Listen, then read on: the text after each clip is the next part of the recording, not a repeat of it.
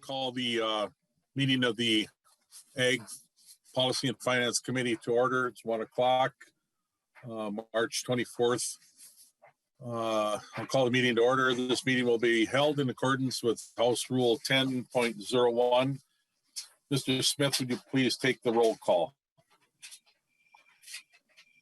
Chair Sundin. Is here. Present. Vice Chair Vang. Present. Representative Anderson. Anderson present. Representative Burkle. Burkle present. Representative Eklund. Present. Representative Hanson R.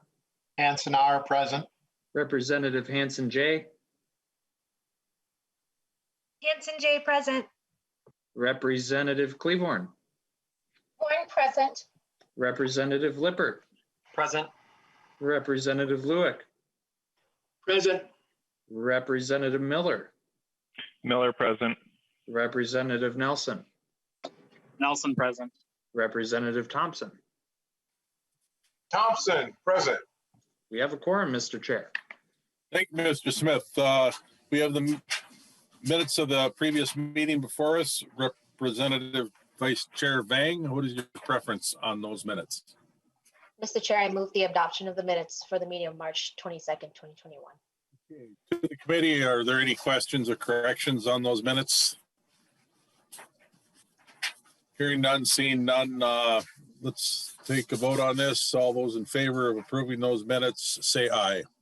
Aye. Aye. Any opposed, say nay.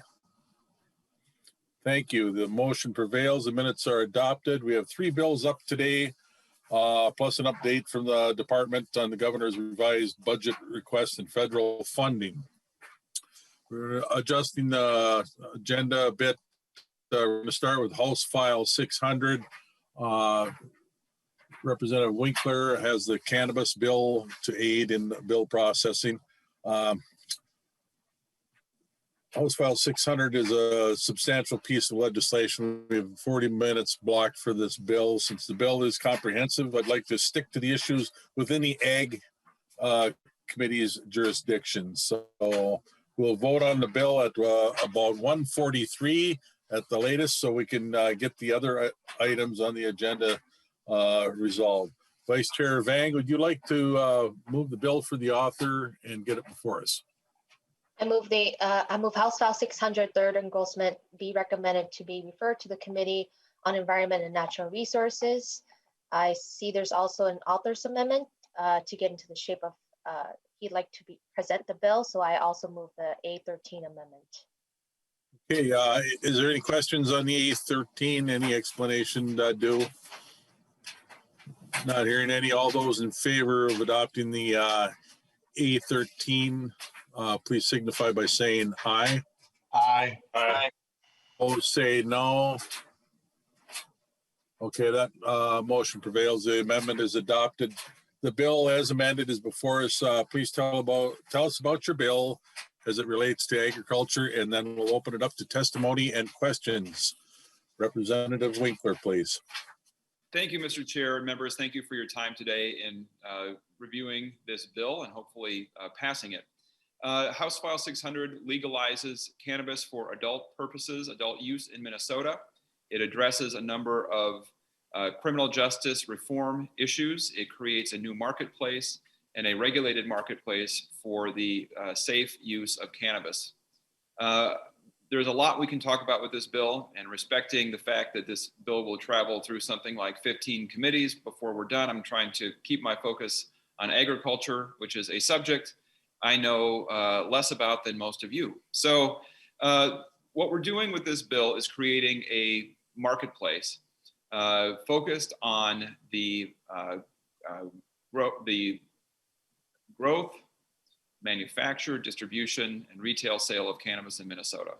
When we traveled the state, and as we've listened to people who have been activists on this issue for a long time, as we listen to people who see economic development opportunities around the state, we heard consistently that what people want in a cannabis marketplace is an opportunity for small and medium-sized Minnesota businesses to be successful.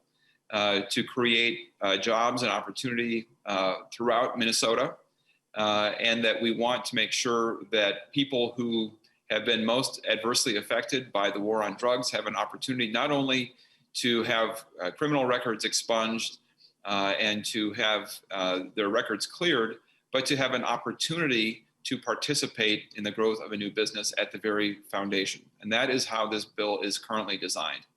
That is what we do with the agriculture provisions of this bill.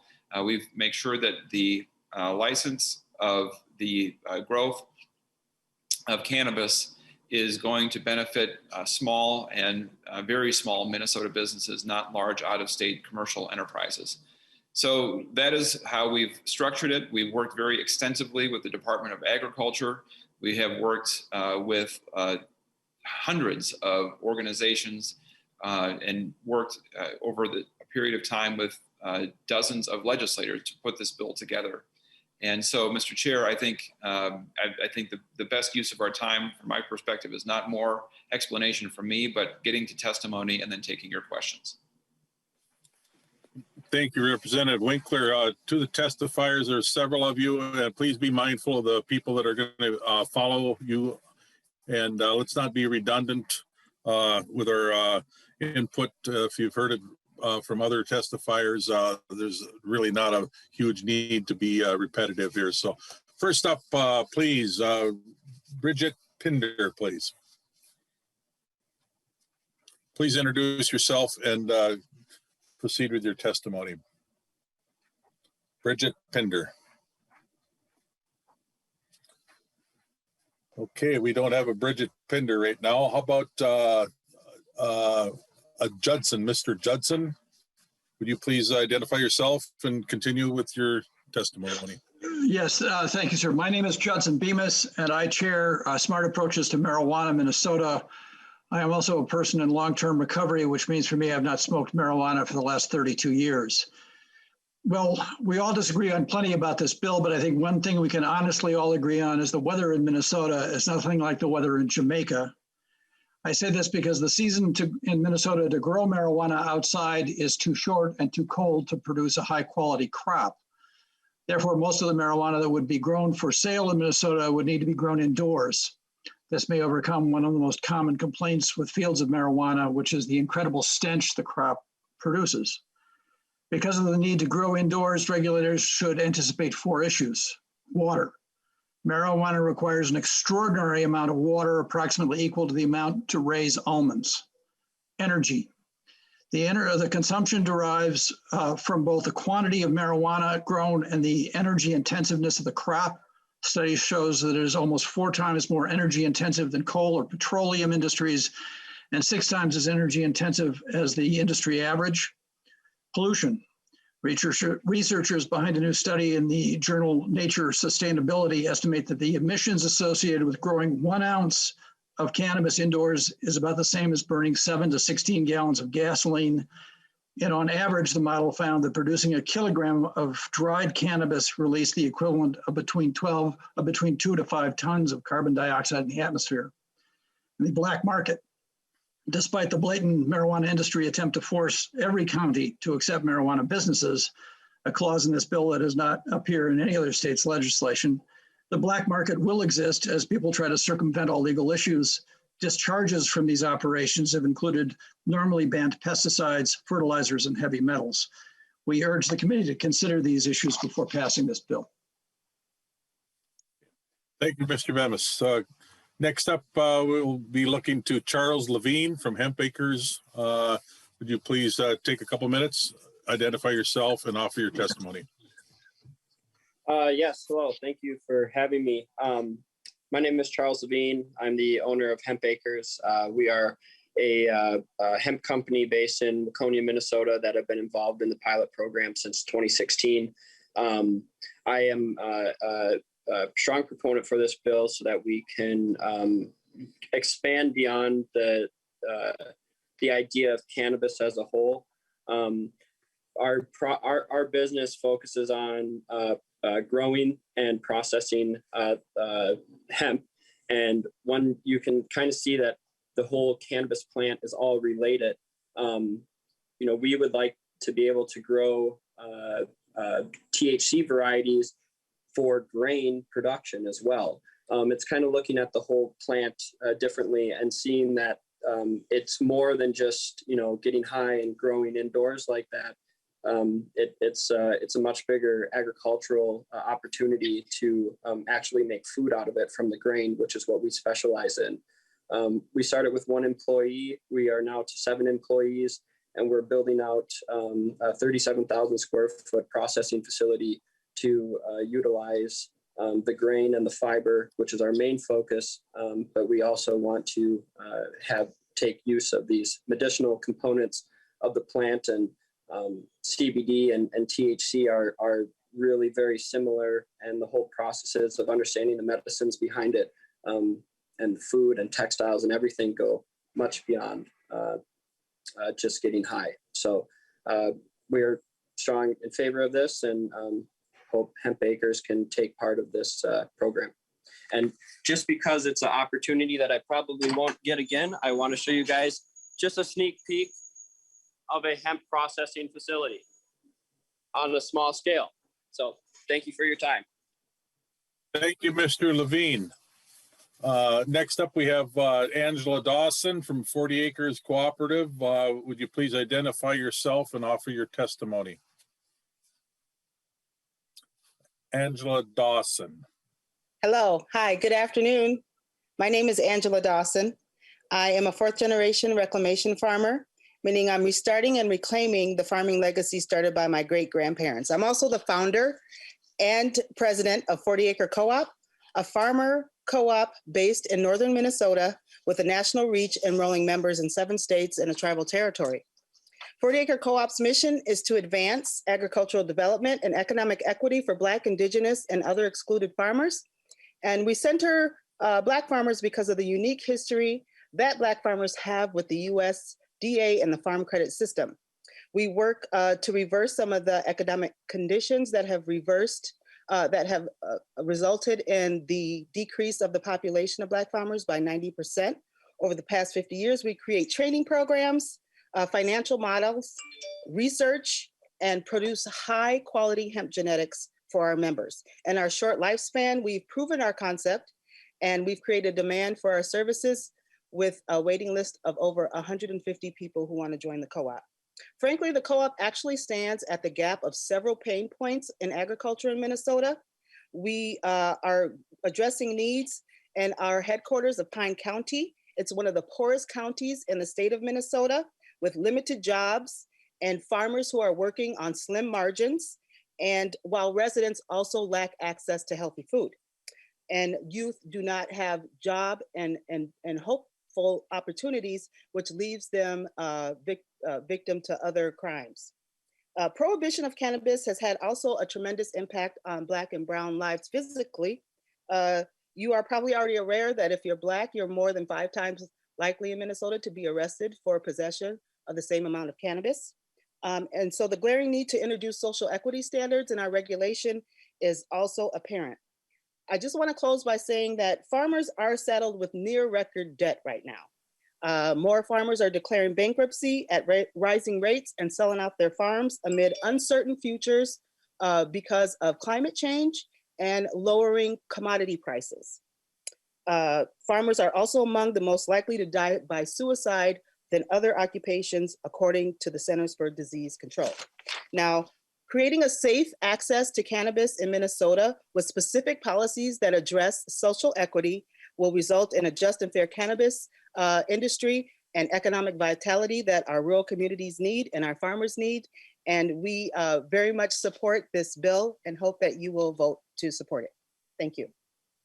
Thank you, Angela Dawson. I'm going to take a little bit of privilege here, chair's privilege. At some point, because of your close proximity to God's country, also known as Carleton County, I would really like to, if it's convenient for you, to visit your facility or your operation. And so if you could pass on your personal information or your to the committee chair or the committee administrator, I'd really appreciate that. I'd like to connect with you. You seems like you have a lot to offer. So thank you. Next up, we have Jim Erickson, Minnesota Hemp Growers. Please identify yourself and go ahead with your testimony, Mr. Erickson. Thank you, Mr. Chairman. I'm delighted to be here. I'm representing the Minnesota Hemp Cooperative, Hemp Growers Cooperative. I believe we're the second cooperative behind the testifier right now for hemp growers in Minnesota. I can thank Representative Vang for getting me involved and talking to me about the hemp, how hemp can serve the state of Minnesota and its farmers. And I took the plunge, and last year was a first-year grower and saw the need that the first-year growers like myself, small growers in southwestern and eastern Minnesota, needed to the ability to talk to each other as a co-op can do for marketing purposes, for seed purchase purposes and the like. I want to thank Representative Winkler, Leader Winkler, for taking the time and effort to pass this bill.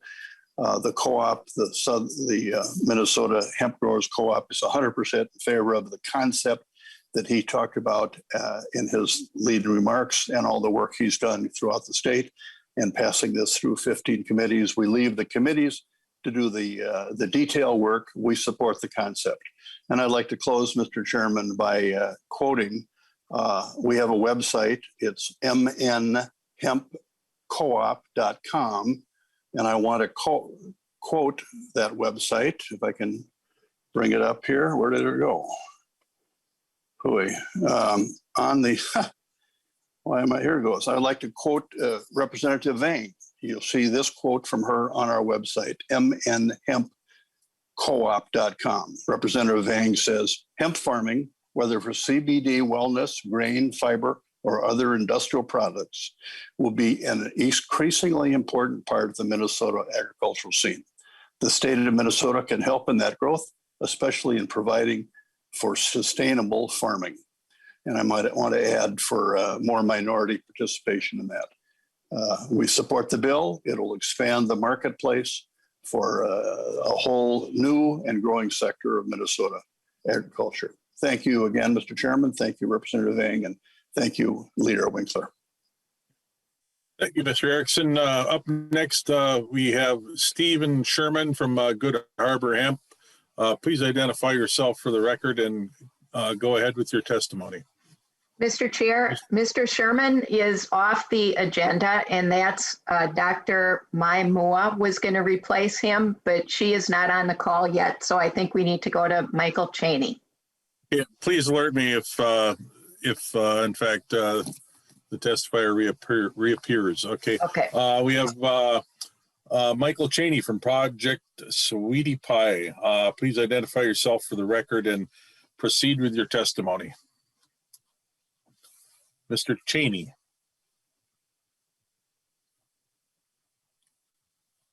You're muted there, Mr. Cheney. Testing. What, can you hear me now? We're good now. Thank you. Okay. Anyway, Michael Cheney, Executive Director, founder of Project Sweetie Pie. Tools of the trade. Last count, lost track of the lashes landed over time across the blood-stained backs of poor blacks and poor brown bodies born in America, victims of blatant oppression and glaring disparities.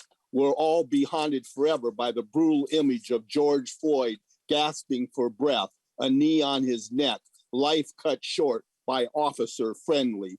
Further proof that Minnesota nice sure can be nasty.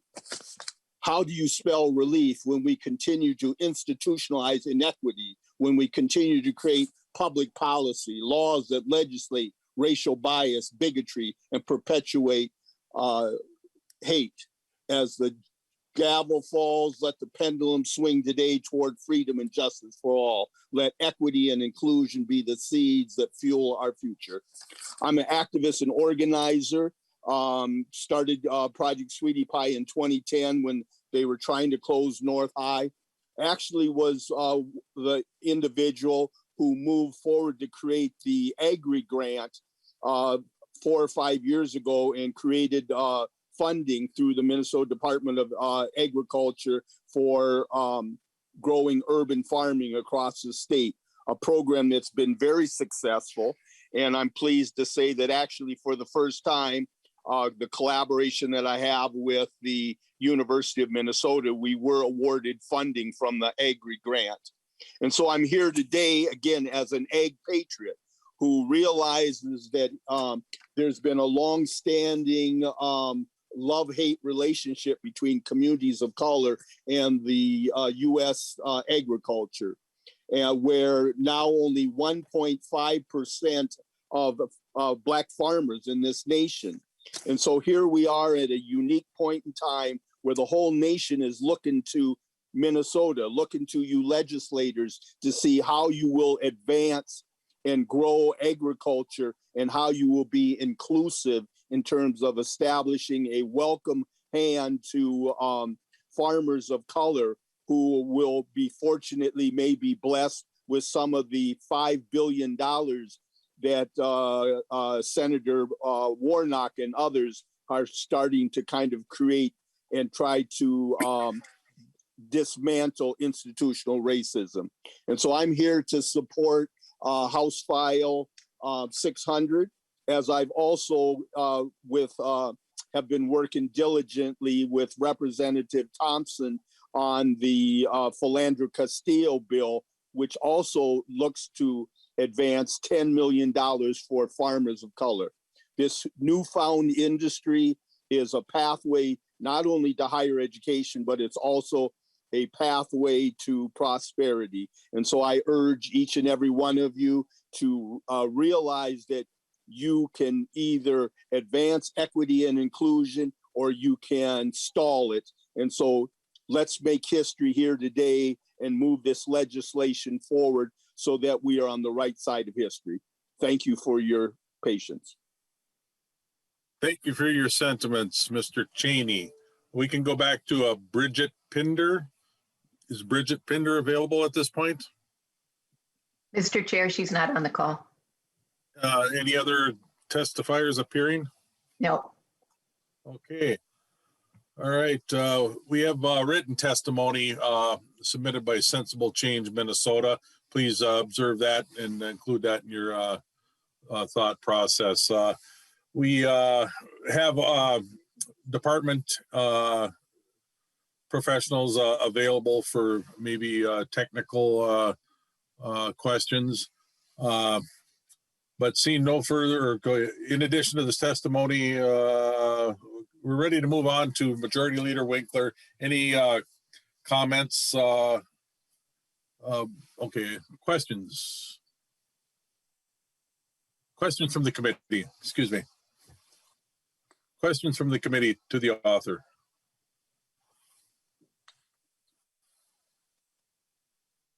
Representative Anderson, please.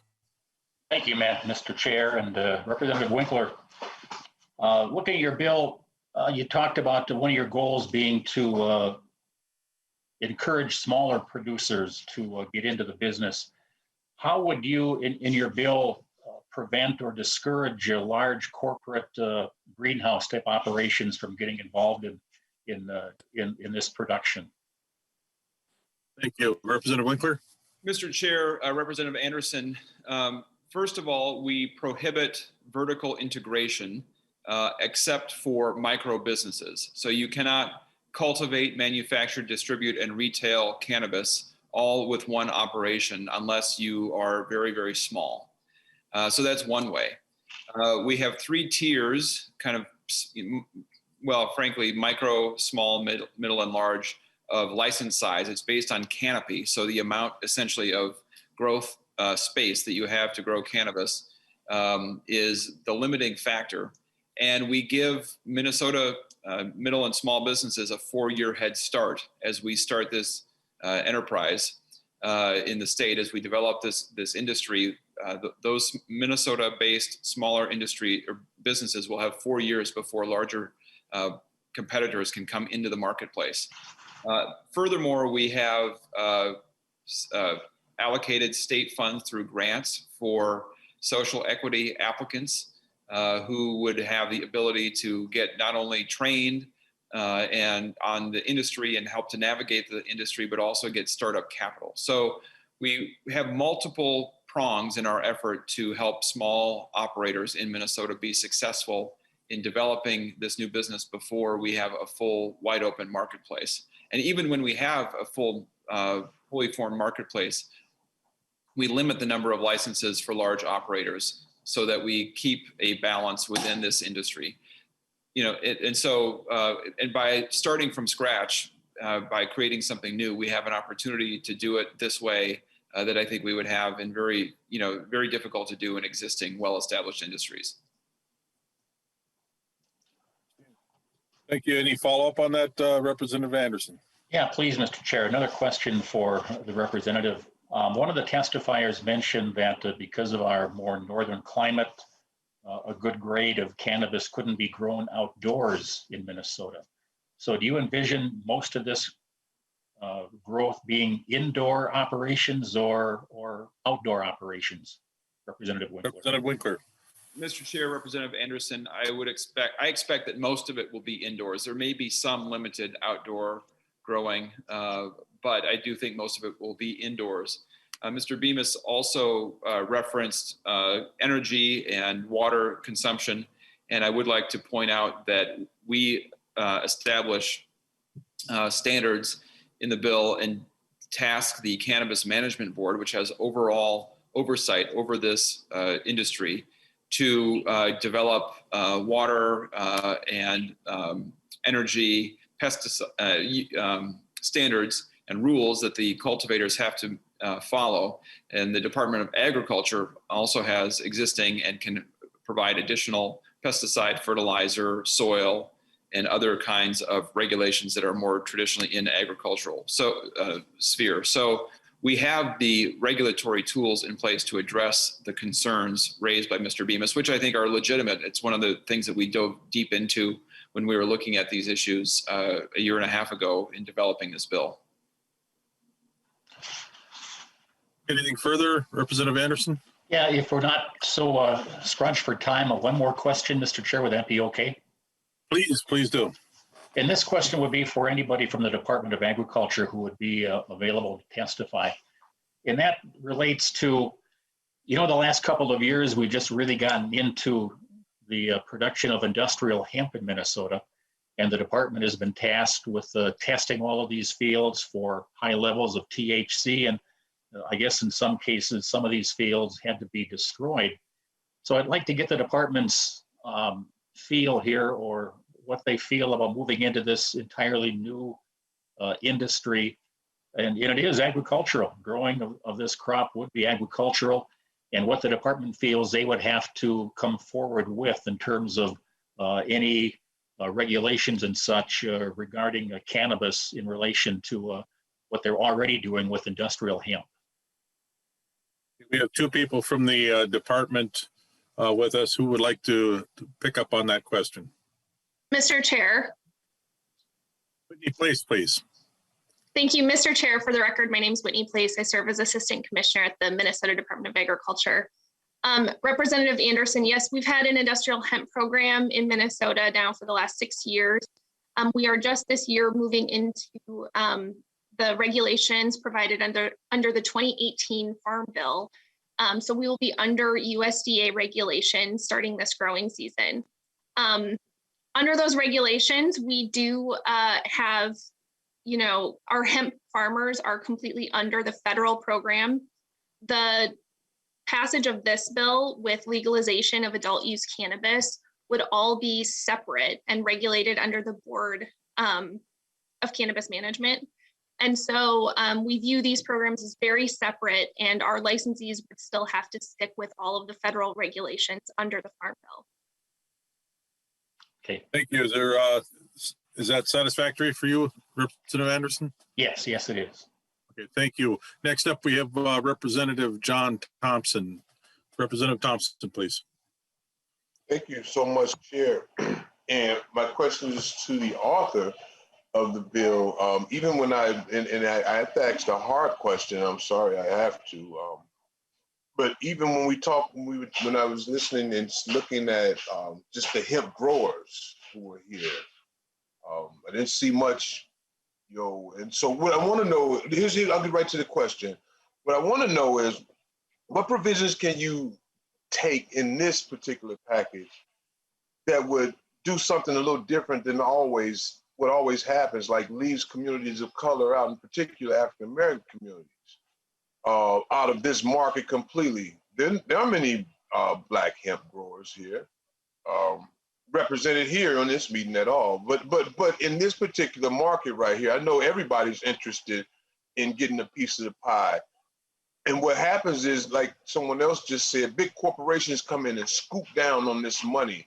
And some of the people who've been drastically affected by cannabis are people of color. My question is, what can you do in this provision to make sure that African American communities get a piece of this pie also? And I just wanted to get right to the question. So part of my brash question. Representative Winkler. Mr. Chair, Representative Thompson, I think Ms. Dawson may have something that she would weigh in on as well, but I would say that what you just described is exactly what we are trying to do with this bill. The reality is that we cannot use race as an explicit factor because of the way the US Constitution is interpreted. So we have looked for proxies that will best represent the ways in which particular communities have been affected. And so in our bill, our social equity license, which designates a certain number of licenses for social equity applicants. We use a definition of people who live in certain zip codes, which are associated with income. And we did extensive research and determined that income and zip code was the closest approximation we could get under existing data and under the law as we have to deal with it. We also create a task for the Cannabis Management Board to do research and determine through data which communities have been most heavily policed for purposes of drug law enforcement.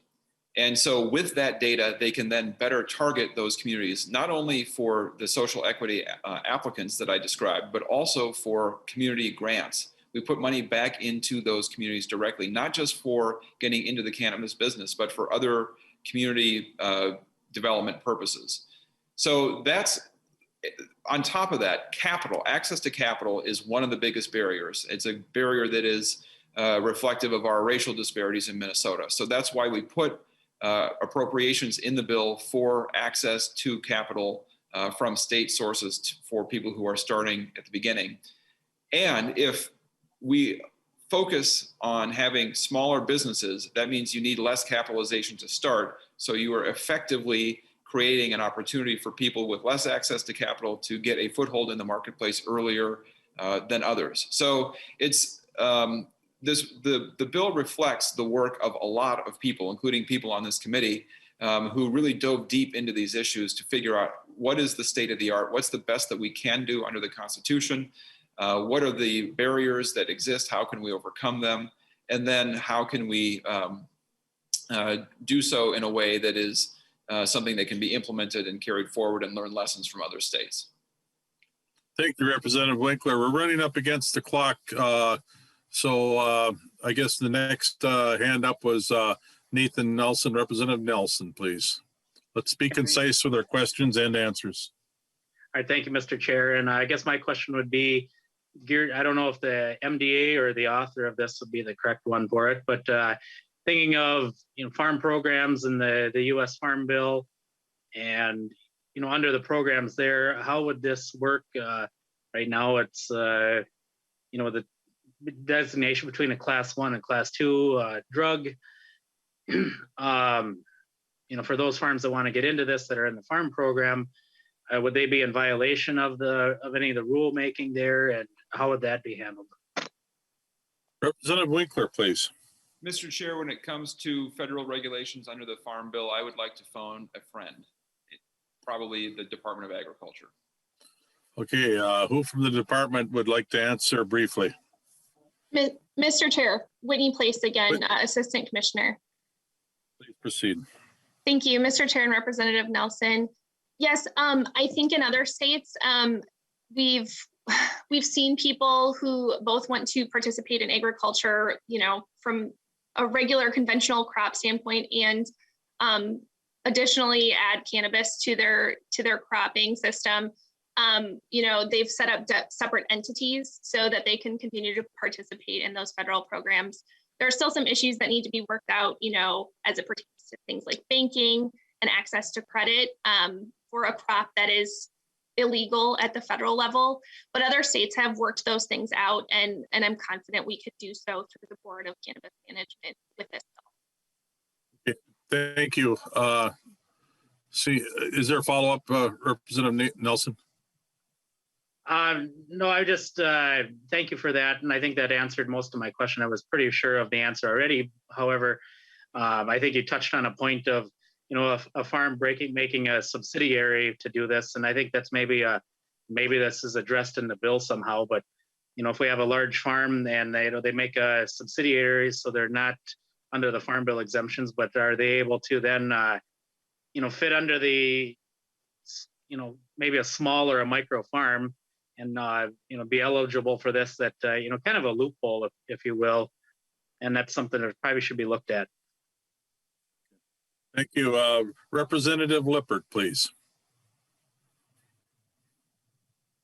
Thank you, Mr. Chair, and thank you, Leader Winkler, for bringing this important bill forward and for your work.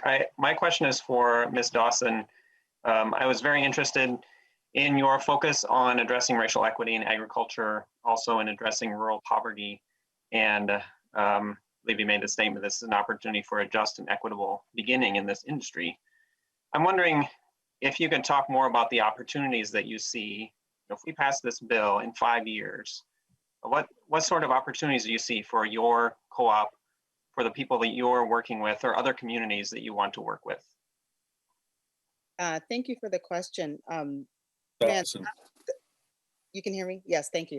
The opportunities are really boundless. I went and studied this model that I created here at the co-op. I did some research first in Southern Oregon and just really looked at the small town that I worked at and to study the model and saw the economic development just in that small area. Very much reminded me of Pine County in terms of the employment rates, the poverty rates there, the lack of fresh food and local food there. And so when I actually saw that there, and I actually saw the community changing with the legalization and saw the high schools getting funded and saw the roads getting repaired in that community, that's what really kind of drove my commitment here to start the 40-acre co-op for Minnesota. Because in Pine County in particular, the issues that we have with the lack of grocery stores and the conditions of our roads, and really with not a whole lot of prospects for change for the young people here. And even just with what I've been able to do now with the little resources that we've had, I've already employed about 10 people locally here in the community. So if we really had a legal operation that we could scale up and we could, even do some integration, some fully integrated models, it would really make a big difference here for the local economy. Farmers are looking for it. Thank you very much. Next up, Representative Lewick, I'll try to impress upon you the need for brevity. Representative Lewick, please. Thank you, Mr. Chair. This is a question for the bill author. It appears on the requirements for cannabis transporting, licensing, and operations, there's a provision that states all vehicles used by cannabis transporter must be fully electric. Is that your intention that this goes into effect in the very near future, that that would be the only vehicle that would be allowed? It'd have to be fully electric? Representative Winkler, please. Mr. Chair, Representative Lewick, I am open to negotiation on that point. That is what the bill currently states. Well, thank you. Representative Lewick. Thank you, Mr. I would suggest that that would be a deal killer for anybody this day and age. It's hard enough to start a business without going out and buying one of the more very expensive vehicles out there, and particularly with the kind of transportation miles we have to deal with in Minnesota. So anyway, thank you. Mr. Chair, if I might, I think Representative Lewick. Please, Representative Winkler. We're going to the Environment Committee next. We might dive into some of these issues and look at alternatives, and I'd be happy to talk with you about what other ways that we could pursue the same goal, which is to create an environmentally sustainable industry, since we're starting it from the beginning. Okay, we'll bring the discussion to a close at this point. Majority Leader Winkler, do you have any closing comments for the committee before we renew the motion? Well, Mr. Chair, I would just close by saying that legalization of adult use cannabis is coming to Minnesota one time or another. Our neighbors to the west, North and South Dakota, have pursued this. North Dakota is on the verge of passing it through their legislature. As more and more states legalize cannabis, the question is not whether we are able to stop the trend. The question is whether we are well prepared to do this right from the beginning. This bill is an effort to combine the thoughts, needs, the analysis and experience of people from across the country, people from across the state, to get this policy right. I think this bill is excellent because of the involvement of so many legislators, and I think that we have a real opportunity for Minnesota to show how this can be done well. I think the time is now to do it. We can't just sit back and hope it doesn't happen, even if we are uncomfortable with cannabis, and I would ask for your vote in support of this bill today. Thank you, Representative Winkler. Vice Chair Vang.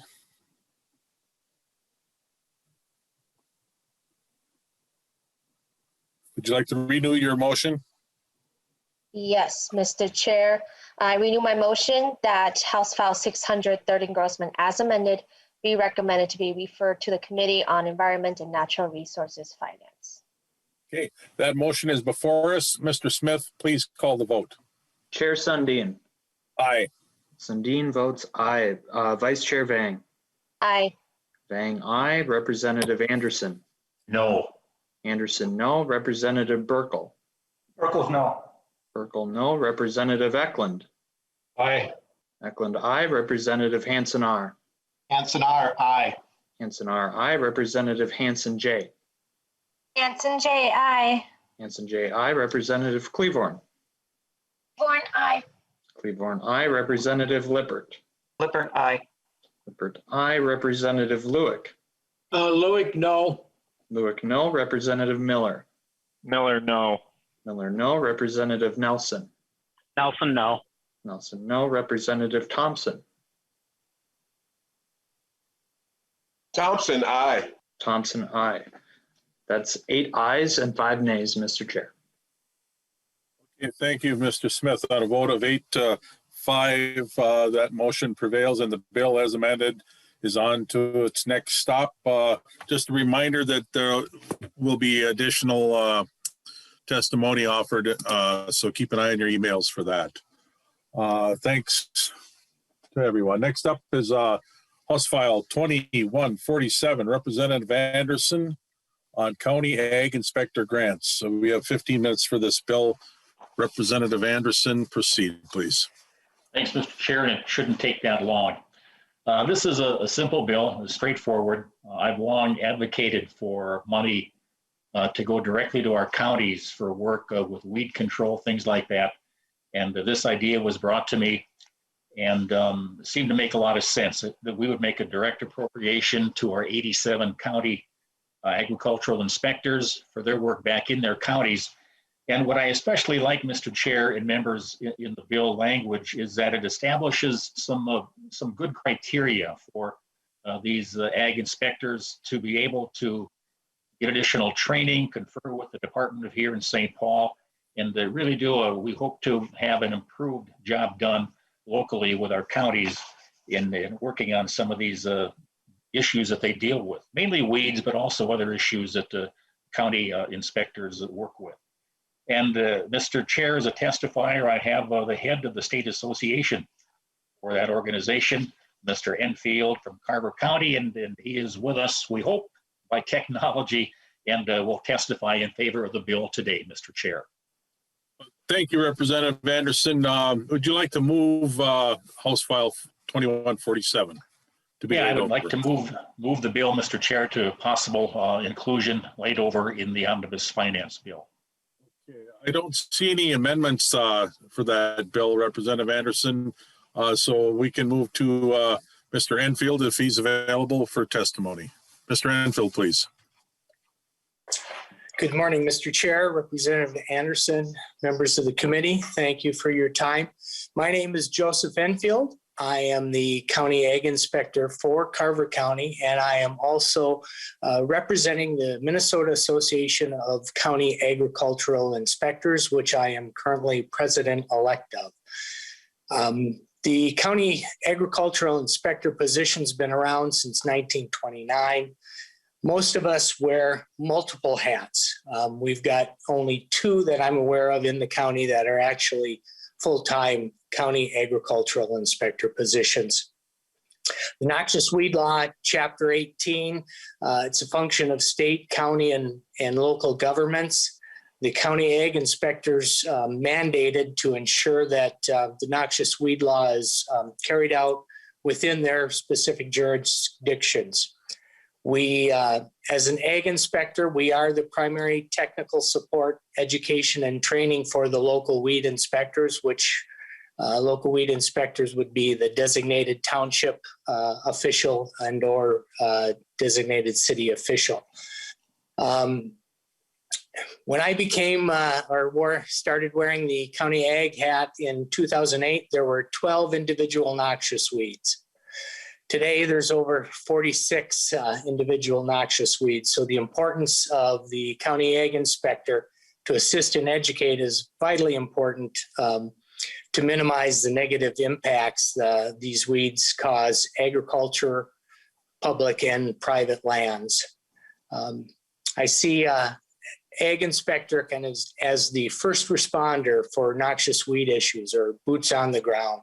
One example, back when Palmer amaranth was detected back in 2016, landowners contacted that county ag inspector. They were out on site verifying, doing an inspection, and then quickly contacting Department of Ag and bringing that landowner and NDA together to get resolve on eradication of that. We make over 10,000 visits with landowners every year. We also assist MDA in other programs, seed program, fertilizer, pesticide, plant pests, and recently have been asked to potentially help out with the hemp program. That could be sampling, site inspections, verifications. This past year, a quarter of the seed samples collected were done by county ag inspectors statewide.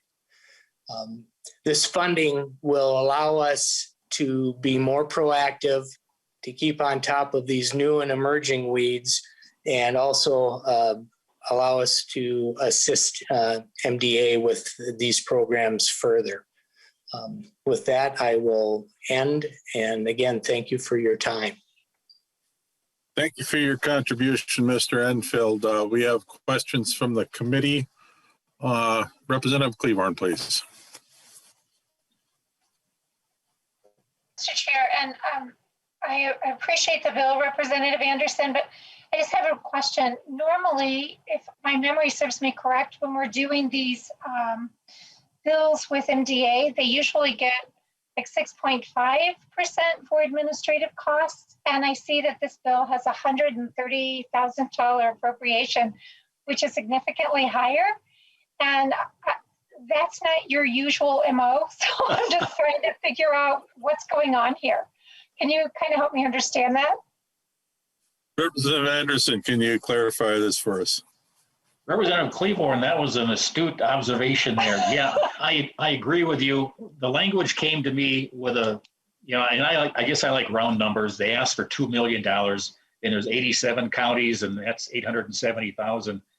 I think too that the department can get by administering this for a whole lot less than $130,000 a year. So I totally agree, and we should make some major changes there in terms of that. They need some money to help administer this, but yeah, you're correct. I think that number is too large, and that would be a good place to start to trim this back a little bit. So thank you for that astute observation.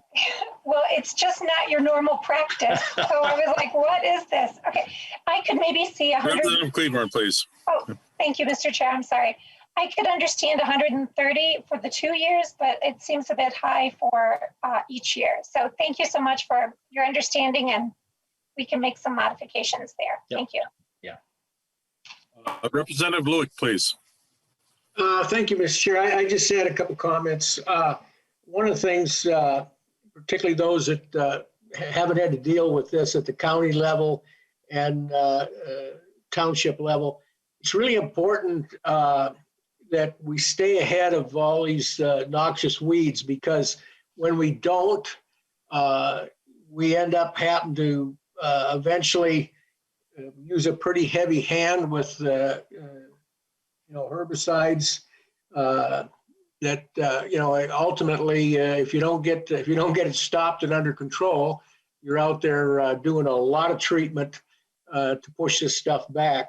So I mean, this is certainly, this investment's warranted, and there's a lot of technical skill involved there. It's important that all of our inspectors are up to date with the kind of guidance that can come out of the Department of Agriculture on new weed issues, just the ability to detect, and then what do we do? What's the best way to eliminate or push it back? So again, this is a necessary thing, and it's kind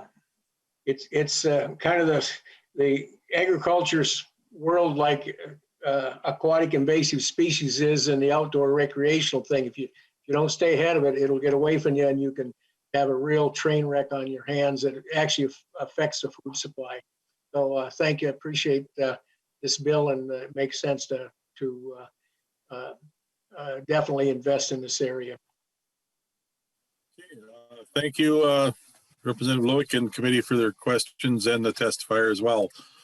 I don't see any other hands up, so Representative Anderson could go ahead and renew his motion. Thank you, Mr. Chair. And again, just this three-legged stool kind of in weed control, our township officers to the county and down here to the state MDA, they work well together, and this funding would be very much appreciated. So, Mr. Chair, I renew my motion that House File 2147 be held over for possible inclusion in the Ag Omnibus Bill. Thank you, Mr. Chair. Okay, with that, House File 2298 is laid over. Okay, next up we have House File 2298, Representative Vang. Thank you, Mr. Chair. I move House File 2298 be laid over for possible inclusion in the Omnibus Ag Finance Bill. This bill establishes an emerging farmers office at the Department of Agriculture, a dedicated emerging farmers account, a staff position on further engagement with emerging farmers, and funds to support organizations working with emerging farmers. Much of these recommendations are based on the report of the Emerging Farmers Working Group. When the working group was created, there was no budget line item dedicated to the group, and so this bill addresses the funding it needs to continue its work. We all know that emerging farmers tend to face structural inequities and barriers in the ag economy, and this bill seeks to support emerging farmers in the long run. And with that, I'll give the rest of my time to my testifiers who can talk more about the importance of this bill and the work that they do to support emerging farmers.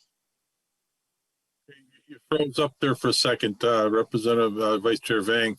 Was there an amendment to the bill? Yes, there is an amendment. This is the A1 amendment offered by Representative Thompson. Okay, can we hear the A1? Please, Representative Thompson.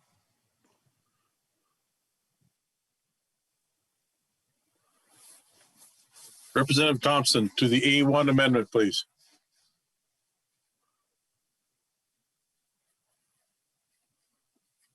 Okay. We'll delay the amendment right now, but Representative Thompson, please. Are you muted? Okay. We can go to your testifiers and then we can come back to the amendment. Who's your first testifier up? That would be Jansen Hang, please. Thank you, and good afternoon. Thank you, Chair Sundin and members of the committee. My name is Jansen Hang, and I am a co-founder and the executive director with the Hmong American Farmers Association. So first and foremost here, on behalf of the board of directors, farmers, and staff of the Hmong American Farmers Association, I want to thank you for your past support of immigrant farmers.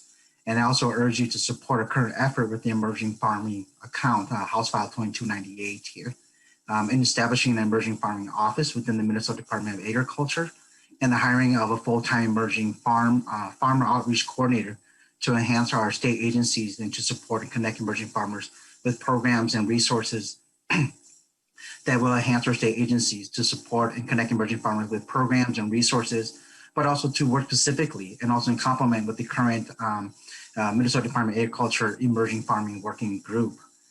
Furthermore, is also to appropriate funds to support BIPOC farmers through grant so that they will have access to funds to assist and grow their farm operations. And also to appropriate funds to the Hmong American Farm Association and the Latino Economic Development Center, two immigrant-led farming organizations who would work closely together, shared resources, and provide numbers of trainings and technical support to immigrant and BIPOC farmers. That overall, that this will lead to sustain a strong and vibrant local food economy with emerging farmers in Minnesota here. Just a little background. So upon arriving in Minnesota after the Vietnam War, many Hmong farmers fell back to the agricultural skills to raise their children. Hmong farmers are at the forefront of the local Twin City food economy, accounting for more than 50% of all the farmers in the metropolitan area farmers market. Yet due to lack of access to land, market beside the farmers market system, financial assistance, trainings, and research, this regulated them to second-class status compared to mainstream mixed vegetable producers here. So problematically, HAFA focused on 5 key programs, where HAFA managed a 155-acre farm in Dakota County that provide land tenure to over 100 Hmong farmers, whereas we model sustainable practice and provide technical support to build soil health and fertility. Furthermore, we also assist farmers in growing their farm business acumen and support them in generating farm business plan to access microloans.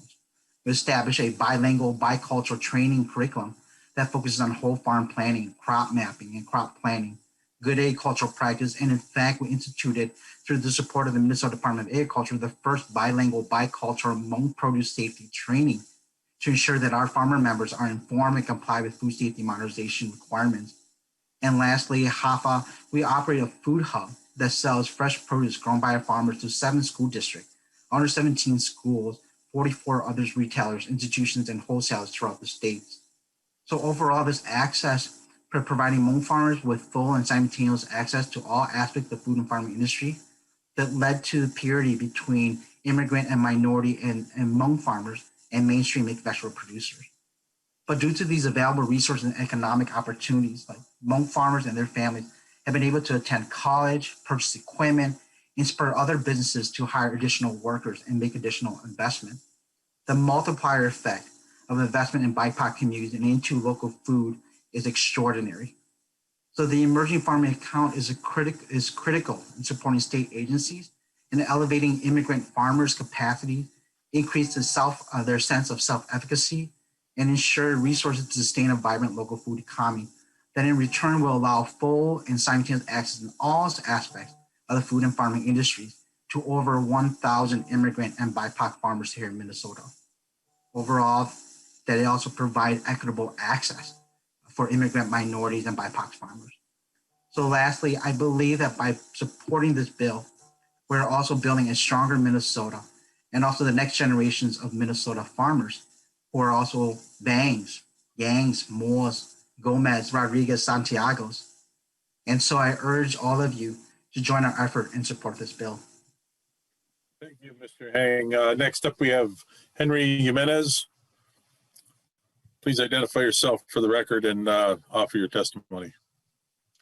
Mr. Chair, Ranking Member Anderson and Representative Vang and members of the committee, my name is Henry Jimenez, the Executive Director of the Latino Economic Development Center. Thank you for the opportunity to testify here today. I'm here in support of House File 2298, And again, I want to thank Representative Vang for her leadership with this bill, but most importantly, working to support emerging farmers throughout her career. Since 2003, LEDC has supported hundreds of Latino and other immigrant-owned businesses start or expand their businesses throughout the state. In 2010, we began supporting first-time farmers, and since then, we have had the privilege to support dozens of Latino farmers. With the partnership of HAFA, we have also been able to support Hmong and other emerging community farmers access capital to start their farm in Minnesota and have provided technical assistance to many others. These are individuals who are passionate about farming, passionate about Minnesota, and who are Minnesotans. Many of them have worked in farms, but have no family farming ties nor inherited land in Minnesota. These emerging farmers are individuals who want to farm in Minnesota for a living and whose family along with them become farmers. At a time when Minnesota needs more farmers, what a perfect way to address the issue of our agricultural sectors facing. Our farmers are aging and we need more to come after them. In 2018, this committee created the Emerging Farmers Work Group and was enacted with top professionals within Minnesota agriculture. For 2 years, Commissioner Peterson, Assistant Commissioner Bailey, and so many others went through a series of listening sessions, researching and showing up in communities across the state to identify and trying to address barriers that emerging farmers are facing. Last year, they produced a detailed report on the needs of those farmers. There is an urgent need to address the future of farming in Minnesota, to diversify and create new pathways to enter into farming. The demographics, as you all know, are changing, and we need to do all we can to support the growth and keep Minnesota as a top 5 agriculture state. MDA staff has worked diligently, as you all know, but they need support, and addressing this need to having a full-time staff supporting emerging farmers is a must. It can't be done by people who are not designated to do this work. The commissioner, the staff, they need staff that are dedicated to this work. So again, this is a perfect opportunity to invest, not just in the report, but to invest in the recommendations from this report and to support Minnesota farmers and emerging farmers. One last thing I would like to mention is the work that HAFA and LEDC have been doing and how important it is to work with the Department of Agriculture. Last year, as we were receiving CARES Act funding, thanks to our work and to our connections with our community, we were able to disperse CARES Act funding to much needed agriculture workers and producers. And I have a particular, I'll have numbers for all of you, but Representative Anderson, I wanted to just mention out of 133 agricultural workers that we were able to help in a matter of a couple of weeks, 76 of them came from Representative Anderson's district. We helped 47 producers also receive $4,500 grants throughout the state. Again, would love to be able to give you the breakdown, but this is the value that partnering with organizations like HAFA and LEDC bring to the state. And I urge the committee to support this bill. Again, thank you, Representative Vang, for the support and all of you. Thank you. Next up, we have Dana Burtness. Dana Burtness, please identify yourself and proceed with your testimony. Thank you, Chair Sundin and members for having me here today. My name is Dana Burtness. My husband, Nick Wynn, and I run Nettle Valley Farm near Spring Grove down here in Houston County, Minnesota. I'm a pastured hog farmer. We run an incubator farm program for other emerging regenerative livestock farmers, and we are also proud Land Stewardship Project members. As many of you know, these days getting into the business of growing food can be extremely difficult if you're not born into a family with a huge amount of wealth, a huge amount of land, or let's be honest, both. That means we have fewer and fewer farmers on the land, and those farmers are running bigger and bigger farms. And without a big course correction, I'm worried that this means that someday we're going to have basically 1 or 2 giant farm corporations per county. And that would be disastrous for rural communities and food security and so many more things. We need to invest in getting more farmers onto the land and at the same time advancing racial, gender, and economic justice in the farm and food system. And this bill invests in initiatives that will do just that, including establishing an emerging farmer account, funding HAFA and the LEDC, And most importantly, in my opinion, establishing a grant program that will go directly to BIPOC, Black, Indigenous, and farmers of color. So I urge the committee to vote in support of this bill. Thank you. Thank you. In addition to this testimony we just received, please note that there's written testimony from the Minnesota Farmers Union. Are there any questions of this witness, of these witnesses, or the author at this point? Seeing none. Representative Thompson, you have an A1 amendment? Chair, thank you. The A1 amendment just inserts some language, and page 2, after line 22, inserts Black, Indigenous, or people of color into the language. This is some minor change. Okay, would you like to move that amendment? Yes, Chair. Okay, Thompson moves it. Thompson moves the A1 amendment. Are there any questions on the A1? Okay. All those in favor of the A1 amendment, please say aye. Aye. Aye. Aye. Opposed? There's no other amendments submitted. Would you like to continue explanation of that amendment, please?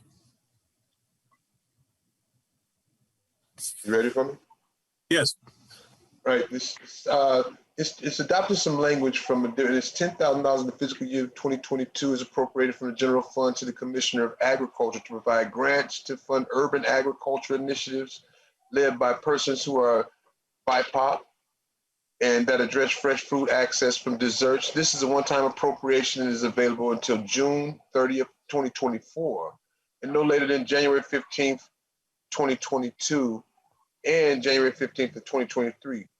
The Commissioner must report the grant activity and outcomes to the Legislative Committee with jurisdiction over agriculture finance. So it's just a small amendment. Small but important. Thank you, Representative Thompson. Are there any questions on that amendment? I see a hand up, Representative Anderson. Mr. Chair, I got my hand up too late. I had a question on the overall bill. Sorry about that.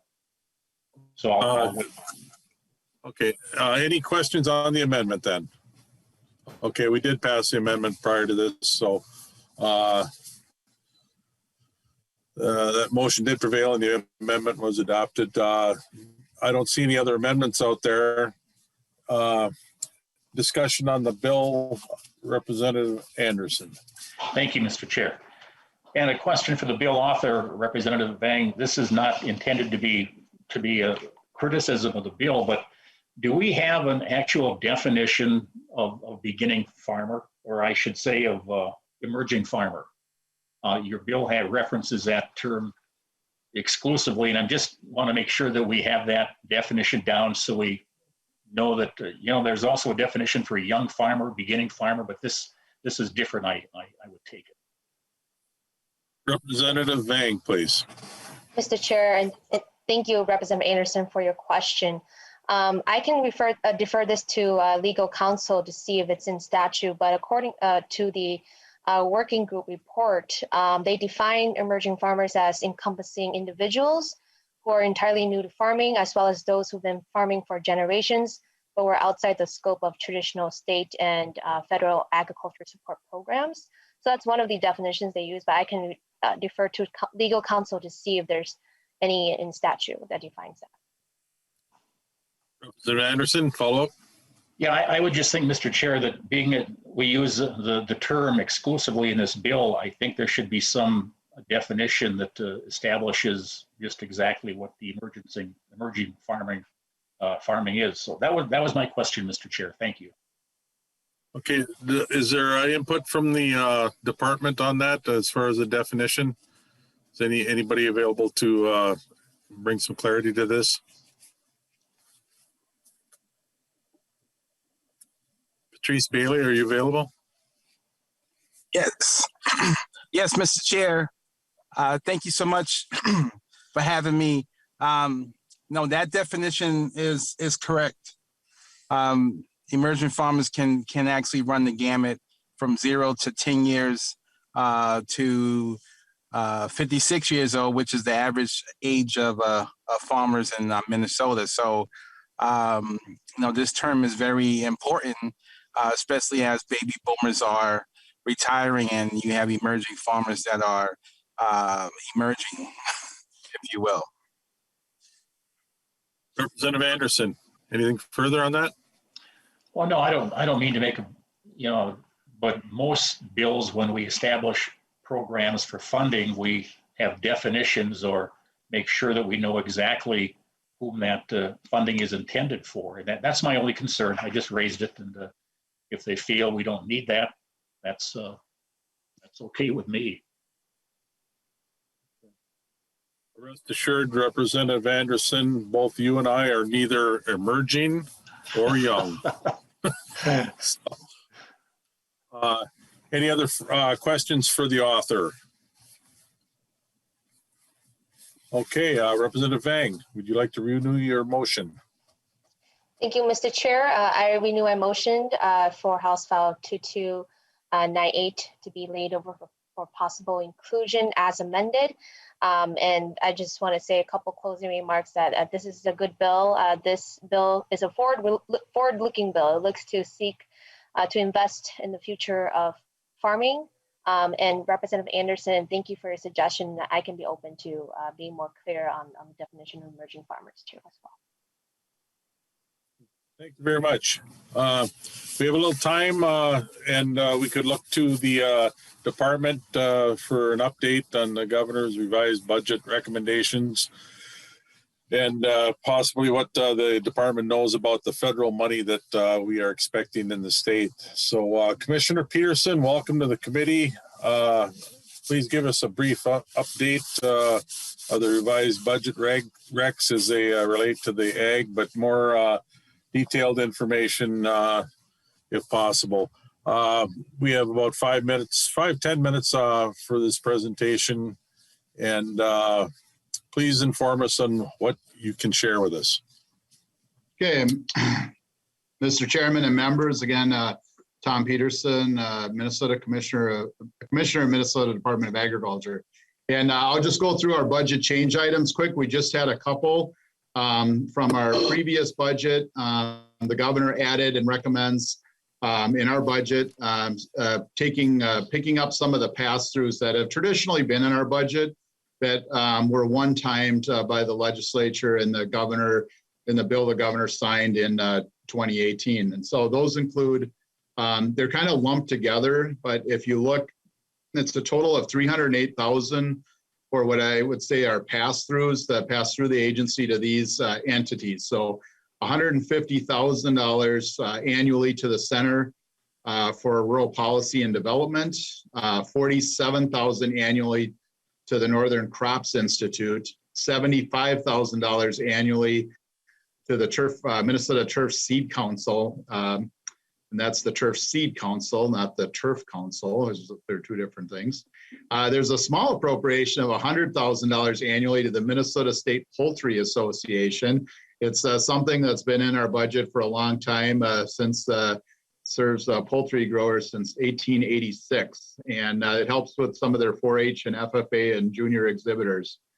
Something you've all probably heard a lot about, we included now $17,000 annually to the Minnesota State Horticulture Society and all the good work that they do. And then we also included $18,000 annually to the Minnesota Livestock Breeders Association. Again, this is something that's been in the bills in the past, and we're not included in the tails this time, but we are picking these up in our budget and then recommending that these do stay in the tails on into the future. So that is the pass-throughs that the governor is recommending. And then we are also recommending and have in our budget an additional $100,000 a year for farm safety grants. And so this is something that the department has had off and on in the budget over the last few years. I think Representative Anderson worked on this originally with the tractor rollover. So this would appropriate $100,000 in each year to fund farm safety grants, and that would include both the tractor rollover grants as well as the grain storage facility grants. And very important issues in our state. I think in 2019, Minnesota, we lost 10 Minnesotans in bins and in silos. And just this past week, we lost a 3-year-old, and really thoughts to that family in a tragic farm accident. We can never, keep farm safety up in the air. I'd also like to comment too, with these dollars too, we've also been able to secure some private funding the legislature allowed us to do, and that included a donation from Cargill and also the Minnesota corn growers to help with those funds. So that's the quick update on our budget. Those are the only changes that are proposed in the supplemental for agriculture, but I think they're important. Quickly on the federal funds, I wanted to update. There's really a couple things as you consider putting together your budget, and some of these things we may not know until after the budget's together and maybe even into conference committee, just the way that it's rolling out. But before I talk about the American Rescue Plan that just passed recently, I also wanted to talk about the spending omnibus end of the year relief package that Congress passed at the end of the year as they were going out the door in December. That included $28 million in block grants to states for mental health. And each state is going to be eligible for about $500,000 and to help really help with farmer mental health. And for our state, I think that we're situated good to apply for these funds. And that could be maybe to help boost our advocate program. It's not ongoing dollars, but it's could help with some of the hotlines that we've done, some of the trainings we've done. We're also maybe able to partner with different organizations. So the department will be putting together a plan and applying for those. And some of those maybe cross over with some of the things that we've applied for in our budget as well this year. Also included in that package was $60 million for small meat processing that'll flow to the states, but we're not sure if it's going to come through the State Department of Agriculture or through the USDA yet. And so that's one that we're watching. Then in the recently passed so we're watching those federal dollars as they come to the state. We're also looking at the American Rescue Plan that just passed as well. And as you may have heard, that $2.55 billion is coming directly to the state. There is also an agriculture package with that. And the agricultural package includes $4 billion for COVID relief. And most of those programs are going to come directly for the USDA. And again, would help with things like PPE for farmers, retooling, food processing. It would help, again, with small meat processing. There's also $5 billion for debt relief for farmers of color. And we're not sure, again, how those are going to roll out, but I don't think we may or may not have a role in those, but there's a lot of those dollars are going to flow to our state. But in the $2.55 billion, that is going to come directly to Minnesota. It's the intention of the Department of Agriculture to put together a package of programs, as we did last fall, that would help our farmers where we see impacted by COVID or our agricultural businesses in Minnesota. So we've been currently surveying, looking for ideas, and we intend to submit those to MMB in the coming weeks. As Mr. Jimenez, I was kind of mentioned some of the programs we worked on last fall. You know, we worked on hog depopulation, but we also did some of the great work through with Mr. Jimenez. And so we're looking at where in Minnesota are those barriers, or who has been impacted by COVID that needs those federal dollars that they could be helpful. Meat processing definitely rises to the top. You can argue that meat processing has been impacted by COVID. We can look at different types of urban agriculture. The ethanol industry with people driving less, we know has been impacted. And the other piece that we're looking at too is food insecurity. So that is definitely, to me, in reading the rules, that is an eligible criteria that the department is looking at and working through that. So those are some of the ideas that we are continuing to look at and put forward. Again, we don't have a lot of details. The only one that we've heard so far is the mental health grant. but we're working day and night. Our staff is to put together different ideas and as we move forward here. It's going to be a pretty quick turnaround to get these put together by the middle of April or maybe even sooner. So with that, Mr. Chair, I stand for any questions. We do have at least one question. Representative Lippert, please. Thank you, Mr. Chair, and thank you, Commissioner, for walking us through the information that you have so far. Just to ask a question related to what you were talking about at the end, I've been wondering about, I know local foods farmers were impacted by COVID, especially those that were connected to the farm to school program as schools shut down. So I'm wondering if they might be eligible for funding, and also if you could connect food insecurity needs with perhaps some infrastructure investments for farm to school to kind of help help that program keep going and build up again. I don't know if that would fit in, but I know there's some needs in that space, both on the farmer side and on the school side too. Commissioner Peterson, please. Mr. Chairman and Representative Lippert, those are the type of things that we're looking at, not just farm to school, but also restaurants. And we did make some funding available to that with the CARES dollars too, that farmers that had lost some of that farm to school revenue. And that's one of the things we're looking at, not just that, but also the restaurant business, because we're, the administration, other parts of administration working on helping restaurants, but also farmers lost those direct sales to restaurants, which is really critical and important. And so, yes, all the above are things that we're considering and trying to see. And it's really hard too, because there's also federal programs that are rolling out at the same time. And so we don't want to necessarily be duplicative, but we do want to try to address that. So appreciate the suggestion. It's something that we're definitely looking at. Thank you, Commissioner. Representative Anderson, please. You are muted. Anyway, sorry again. Thanks, Mr. Chair and Commissioner. Thanks for the update. Just a couple of quick questions. You mentioned some funding being released from that end of the year package that was passed in Washington.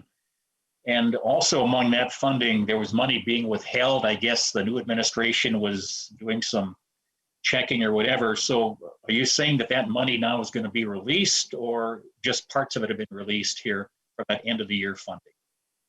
Commissioner Peterson, please.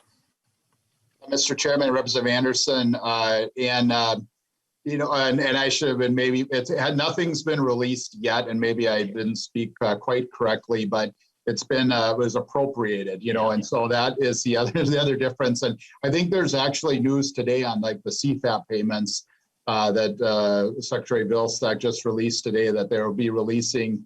They did make some changes, but they are just announcing today. So we're hoping that those dollars will start to move. And the one that we do know is the mental health. We've met several times with the USDA, and we're in good spot for that money. And so the meat processing is the one that we'd really like to know, because as you all know, I don't have to tell this committee the importance of that and how helpful that could be.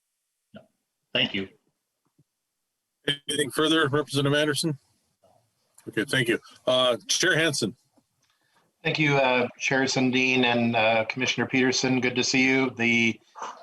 My question is, could some of the federal money be used for assisting with water quality certification? I know that elsewhere in the funds, there are wastewater and drinking water dollars that are kind of broad categories, and I'm checking to see if there are practices that could be incentivized with the federal money, for example, cover crops or one-time money or coming into compliance with the water quality certification program. Have you explored that at all?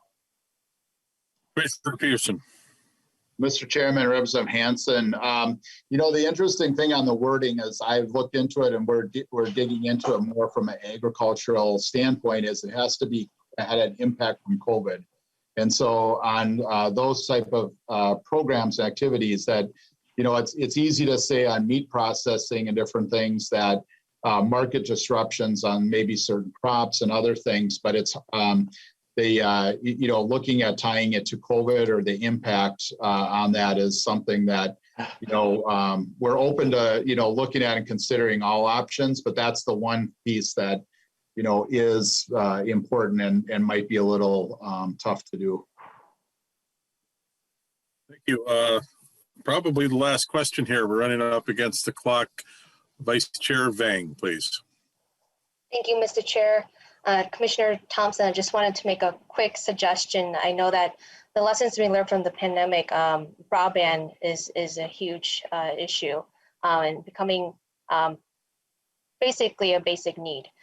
So I hope that's something that you are considering, and also, many farmers who are doing direct sales to consumers during the pandemic, they weren't able to thrive in the e-commerce areas because they didn't have the knowledge or the expertise to really expand into e-commerce. And right now we know that e-commerce is pretty much a thriving economy during this pandemic. So I hope that's something that you will consider to look to support farmers in transitioning or expanding their business into the e-commerce area too as well. Mr. Peterson, you can respond. Yep, and Mr. Chair and Representative Vang, those are great issues. You can see maybe that I'm in my office today. I had a trade mission with Taiwan this morning, and I had to have good, stable internet.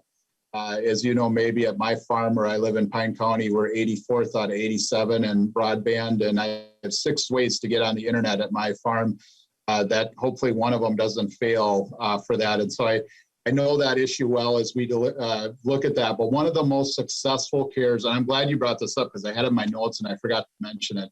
One of the most successful pieces we did in the CARES funding we got last year was establishing our e-commerce grants. And the best emails and messages we've gotten are from farmers where the e-commerce has grown their sales.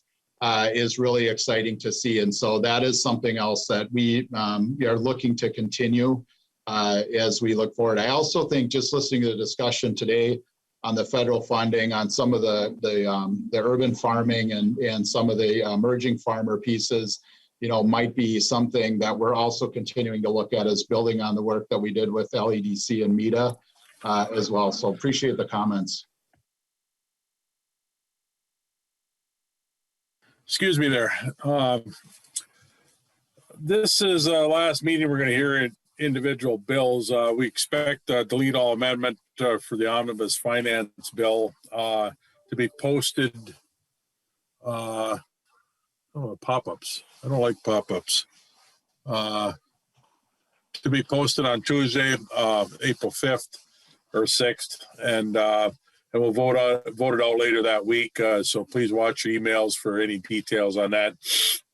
The ag target is 11.5 million increase in fiscal year 22-23 and 9.6 million increase in the tails. So I expect the commissioner will be keeping us up to date on the federal money coming through. So that's all the information I have for the committee at this point, and we are adjourned.